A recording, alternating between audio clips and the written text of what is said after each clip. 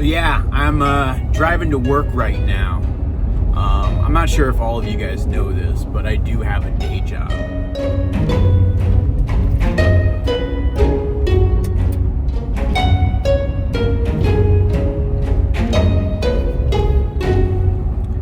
I know I spend most of my time on the farm, doing stuff on the farm, making videos about the farm, talking about my plans for the farm.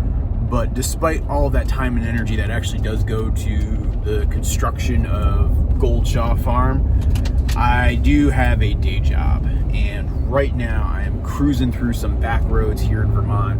I'm trying to make it to a meeting on time in Montpelier, Vermont. Montpelier is the capital of our state here, and it's where, when I have to go to work or do work, it's where I generally go unless I'm working from home. And while my dream has been to start a farm here in Vermont, I actually don't mind my day job. I like the people I'm working with. I like the work that I do. And yeah, I think it's a pretty darn good company that I work for. I know a lot of you guys have asked me in previous videos how we make money and how much money do we actually make on the farm. And so I figured I would record this in the name of transparency and giving you guys a sense of what it really comes down to. And so when it comes down to it with our farm and how much money I make on the farm, it's not a whole heck of a lot. We are not supporting ourselves from the farm. If I look at the profitability of the farm and what we've made on the farm, number one, you got to set aside the cost that it took to purchase our farm. You know, just flat out that purchase, you know, if you threw it on the business plan right now, we would be significantly underwater. But philosophically, as I've been trying to start this farm, I needed to recognize that, number one, I didn't have any skills with farming. I was a newbie. I had no experience whatsoever. Heck, even today, I'm still pretty much a newbie. And so the idea of trying to sink all of my money into starting a farm seemed absolutely ludicrous. You know, the amount of capital required to start a farm and produce an income that was livable in the first couple of years would have been significant. And while I was able to save a bit of money over the last few years in the name of trying to move up here to Vermont and trying to start a farm, I also know that I wasn't able to save enough where I'd be able to have a burn rate like that for several years. So having a day job was important, and having very low capital requirements to start the farm was also very important. If I look at the economics of the farm, 2018 was my first year of doing farm business. We pretty much only did ducks for eggs and meat, and I sold some tree seedlings to folks. And so from those proceeds, and when you subtract the cost of infrastructure for housing and fencing and feeding the ducks, as well as seeds for the trees, I made about $180. His bank account is as rich as his name. The Richie Rich Show. So it wasn't losing money per se, but it was definitely not making money. In 2017, technically that was the first official financial year of the farm, and we lost a ton of money in other startup costs and infrastructure costs. Some of those things, like the ATV, actually leads to equipment depreciation that I still carry forward on my balance sheet for all of you accounting geeks out there that care about that sort of thing. In 2019, though, I think I've done a little bit better. I haven't fully finalized and reconciled my books, but I will definitely be more up on the year than I was in 2018. You know, 2018 was an opportunity to make some mistakes, to learn a little bit, and try to scale up a little bit more. And in 2019, I did just that. I scaled up a little bit more. I raised more ducks, and I started to raise geese as well. The geese I was raising for meat. While the final tally isn't done on the whole goose operation for the year, that is looking like, even with my botched processing situation and my limited sales market, it actually turns a profit for us. So it's just barely, but I didn't lose money in my first year of raising geese, which I think is a win in and of itself.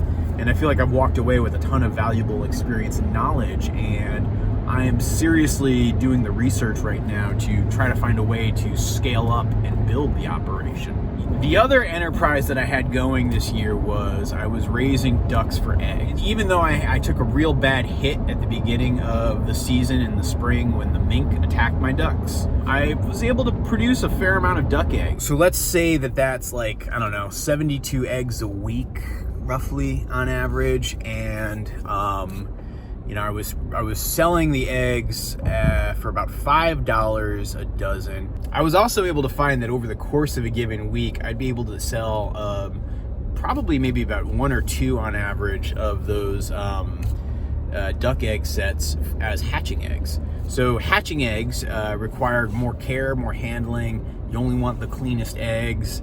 And so I'm highly selective in which eggs I hatch and which eggs I sell for hatching.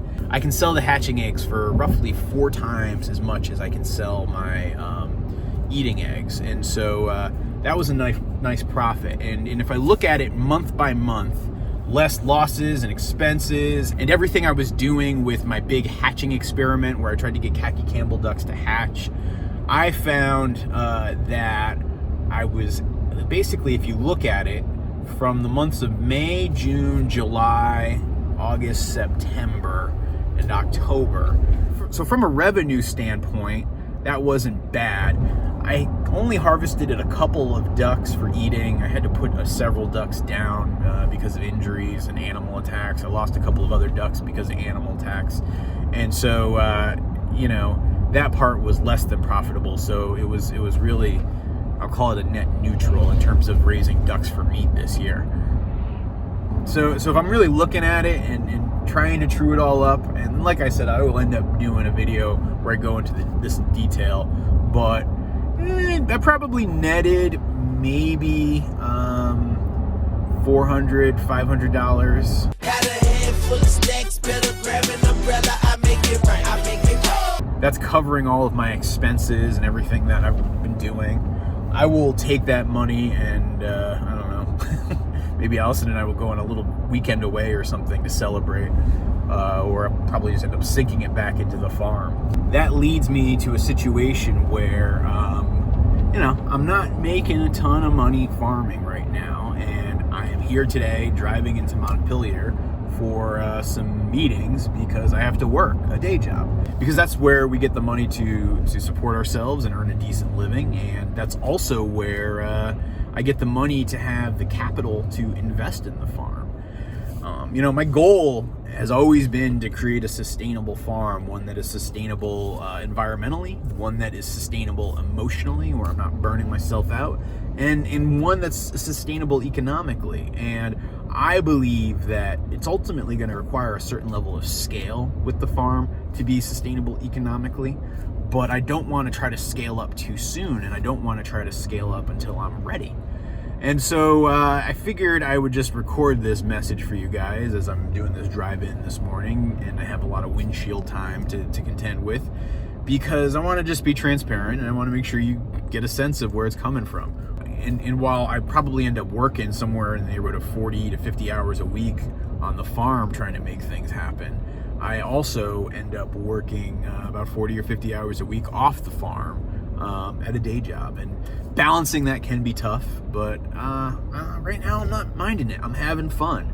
Like I said earlier, I enjoy my day job and I enjoy the work that I do, but I also have this burning passion for what I'm doing on the farm, and that's what gets me up at the 4 o'clock in the morning every day, and that's what keeps me up till whatever 9:30, 10 o'clock at night, and fills all my free time. And I give up on things like having favorite TV shows, or going on weekends away with friends, or just hanging out with people a lot of times. And it's not that I don't ever do those things, it's just I have to cut back on that seriously to make time in my life for the farm and what I'm doing here. And I also have a portion of my time that's dedicated to making content like these YouTube videos to tell people about the farm.